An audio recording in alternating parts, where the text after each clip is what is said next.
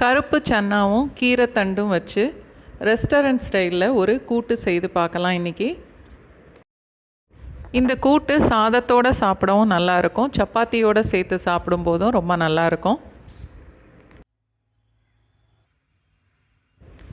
1 cup அளவுக்கு தண்ணி,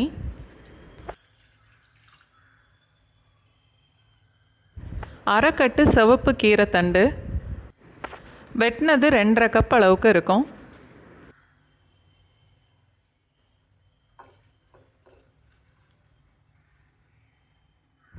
medium சைஸில் ஒரு தக்காளி,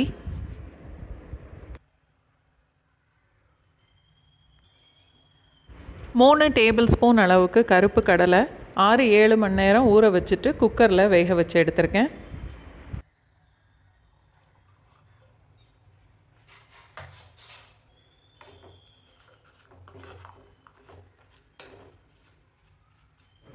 எல்லாத்தையும் சேர்த்து மூடி போட்டு வேக விடணும்.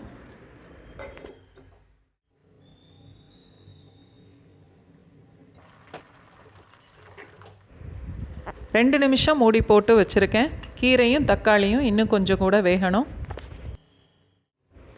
1/4 கப் அளவுக்கு தேங்காய், 2 இல்லை 3 மிளகாய் வத்தல், 1 டீஸ்பூன் சீரகம், 2 பல்லு பூண்டு, 4-5 சின்ன வெங்காயம் எல்லாத்தையும் அரைக்கிறதுக்கு மிக்சியில் சேர்த்துட்டு அதோட 2 டீஸ்பூன் அளவுக்கு அரிசி மாவும் சேர்த்து நல்ல நைஸாக அரைச்சி எடுக்கணும்.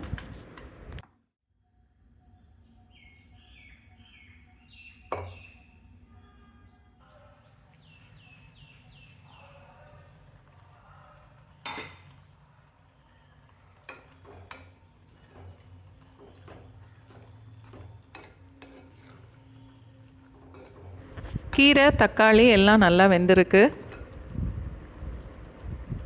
இப்போ இதோட நம்ம அரைச்சி வச்ச தேங்காவை சேர்த்துறணும். அதோட ஒரு 1/2 கப் அளவுக்கு தண்ணி,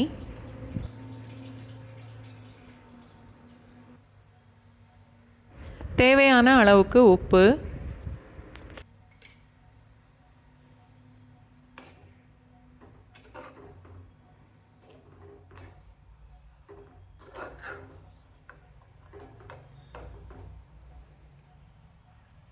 எல்லாத்தையும் நல்லா கலந்துட்டு மூடி போட்டு இன்னும் ஒரு 2-3 நிமிஷத்துக்கு கொதிக்க விடலாம்.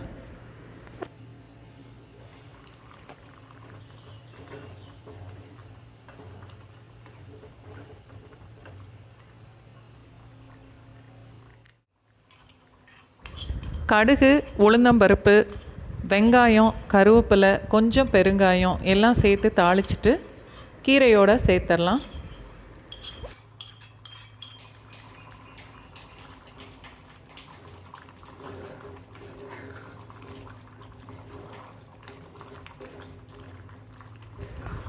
கீரை இன்னும் கூட கொஞ்சம் கெட்டியாகணும், அது வரைக்கும் கொதிக்கட்டும். எல்லாம் சேர்ந்து நல்லா கொதித்து கூட்டு கெட்டியானதும் அடுப்பை ஆஃப் பண்ணிடலாம்.